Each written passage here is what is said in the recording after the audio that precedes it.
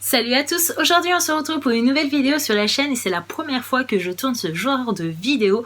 J'ai envie de vous présenter pour l'année 2020 de temps en temps une petite vidéo dans laquelle je vous présente les livres qui me tentent le plus dans ma liste d'envie, histoire de m'encourager à les acheter ou non en fonction de vos avis. Si vous les avez lus ou non, n'hésitez pas à me dire en commentaire. Et donc aujourd'hui je vous présente les 8 livres qui me tentent le plus dans ma liste d'envie. Le premier livre que j'ai envie de vous présenter, il s'agit du tome 1 de Le Joyau, écrit par Amy Ewing, publié aux éditions Robert Laffont dans la collection R.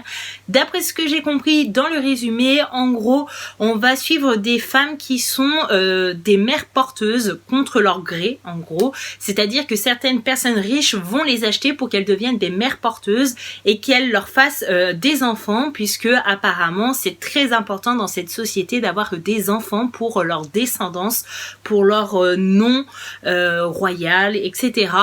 Ça me fait penser énormément à la série que j'adore qui est The Handmaid's Tale et donc qui a été inspirée par le livre de La Servante écarlate et du coup je sais que cette saga a eu beaucoup de succès et j'ai vraiment envie de la découvrir et donc je pense que ça va être chose faite en 2020. Le deuxième livre, il s'agit de Les Adultes de Caroline Hulse, publié aux éditions Fleuve. Et du coup, dans cette histoire, il s'agit d'une histoire qui se déroule durant les fêtes de fin d'année et plus précisément à Noël. On a des adultes, un couple plus particulièrement qui a décidé de se séparer puisque ça n'allait pas, mais puisque c'est les fêtes, etc. et qu'ils ont une fille en commun, ils vont essayer de jouer le jeu et de fêter Noël ensemble. Donc chaque membre va inviter son conjoint pour fêter Noël ensemble. Donc ils vont être en tout 4 adultes et la petite fille. Et au fur et à mesure de l'histoire, apparemment, certains secrets vont tomber et certaines choses vont être révélées. Ce qui va rendre cette fête de famille plutôt spectaculaire. Et j'ai hâte de découvrir ce qui va réellement se passer ce jour-là. Le troisième bouquin que j'ai envie d'acheter, il s'agit de La Cave, écrit par Natasha Preston, publié aux éditions Le Livre de Poche. Ici, il s'agit d'une pièce, donc d'une cave où sont séquestrées 4 jeunes filles. On ne sait pas comment elles ont atterri là, on ne sait pas qui a fait ça à ces jeunes filles.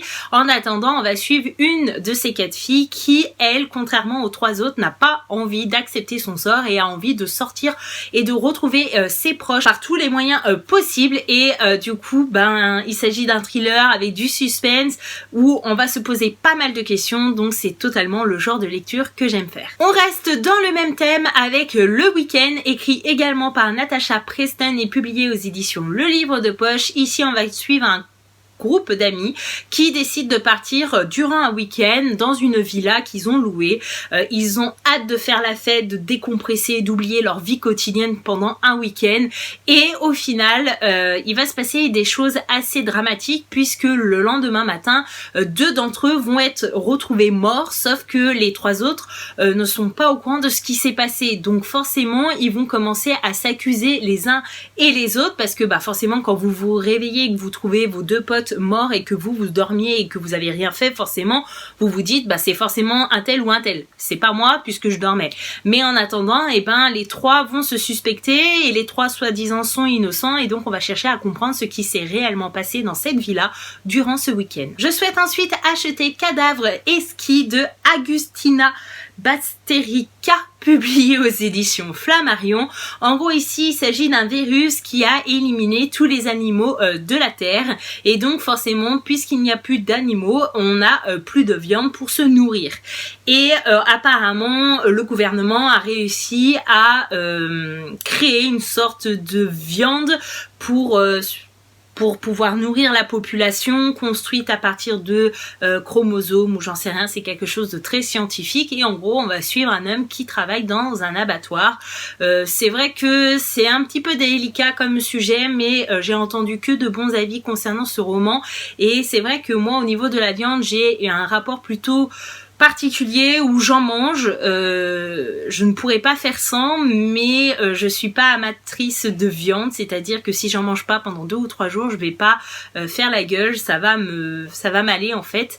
Je ne pourrais pas devenir végétarienne encore, mais j'ai envie de me documenter un peu plus là-dessus et je pense que derrière tout ça, l'auteur nous fait passer un message important et j'ai hâte de le découvrir. Ensuite, je souhaite acheter le tome 3 de La Faucheuse, écrit par Neil Schusterman, publié aux éditions Robert Laffont dans la collection R. Là encore une fois, c'est une saga que je n'ai pas encore commencé puisque j'attends d'acheter ce tome 3 pour pouvoir commencer parce que je suis quasiment sûre d'aimer. Si vous n'êtes pas au courant de ce qui se passe dans le tome 1, en gros, on est dans le futur, il y a beaucoup trop de monde sur la Terre puisque plus personne ne meurt. Ne me demandez pas comment c'est possible. Chose est sûre, c'est que plus personne ne meurt, il n'y a plus de maladies, etc. Donc tout le monde vit très très longtemps et donc forcément il y a une surpopulation, il n'y a pas assez d'eau, il n'y a pas assez à manger, etc. Donc il va y avoir des personnes qui vont être recrutées pour devenir des faucheurs, des faucheuses plutôt, et en gros les faucheuses vont avoir pour rôle d'aller tuer des personnes tel jour, à telle heure, etc. Et il faut savoir que si la famille de la personne qui est désignée pour mourir se met en travers, je crois qu'ils y passent tous et toute la famille va mourir. En gros, ça a des trucs comme ça. M'en demandez pas plus parce que depuis le temps, j'ai complètement oublié, mais une chose est sûre, c'est que ça m'avait énormément marqué. J'avais dit que cette saga, j'allais absolument l'aimer. Donc il me fallait tous les tomes avant de la commencer. J'ai gagné les 2 premiers tomes pendant 2 années différentes sur différentes chaînes. Et là, le tome 3 est enfin sorti. Donc là, cette fois-ci, c'est moi qui vais aller l'acheter pour pouvoir commencer la saga. Ensuite, j'aimerais découvrir Le Somnambule de Sébastien Fistek, publié aux éditions Le Livre de Poche. Il s'agit d'un thriller où on va suivre un personnage qui s'appelle Léo et qui est somnambule. Enfin, quand il était petit, il faisait de grosses crises de somnambuliste et en fait, il a été suivi par des psychologues, etc. et ça allait mieux.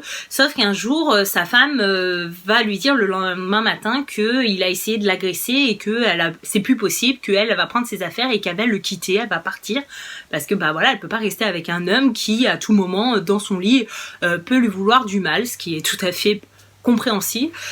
Donc du coup, il va chercher à comprendre ce qui s'est passé, il va essayer de retourner voir le psychologue qui l'avait suivi d'après ce que j'ai compris et il va découvrir des choses assez inattendues et assez scandaleuses et personnellement je sais que c'était Eric de la chaîne Everything's qui l'avait présenté en vidéo et il m'avait totalement convaincu à le rajouter dans mes listes d'envie et de le découvrir. Et ensuite j'aimerais découvrir #Murder écrit par Gretchen McNeil, publié aux éditions Milan. Apparemment il s'agit d'un tome 1, donc c'est un début de saga. C'est une télé-réalité où la peine de mort est possible et en gros on va suivre une jeune fille qui est accusée d'avoir commis quelque chose et apparemment c'est absolument pas vrai et elle va être du coup dans cette télé-réalité et elle va bientôt mourir et du coup en fait tous les gens qui regardent peuvent commenter, donner leur avis, est-ce que cette personne mérite réellement la peine de mort ou non, ou est-ce qu'il faut l'innocenter, etc.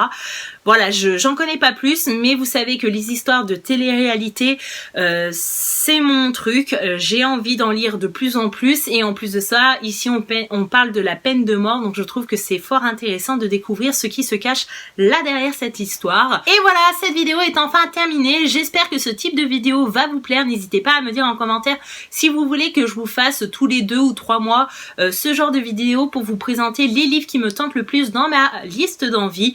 En tout cas, j'espère que ça vous aura plu. N'hésitez pas à me dire en commentaire si vous connaissez ou si vous avez déjà lu un de ces livres, ce que vous en avez pensé. N'hésitez pas à me dire aussi les livres qui vous tentent le plus dans votre liste d'envie. Je serai ravie d'échanger avec vous. Merci d'avoir regardé cette vidéo. Je vous fais de gros bisous. À bientôt. Bye bye.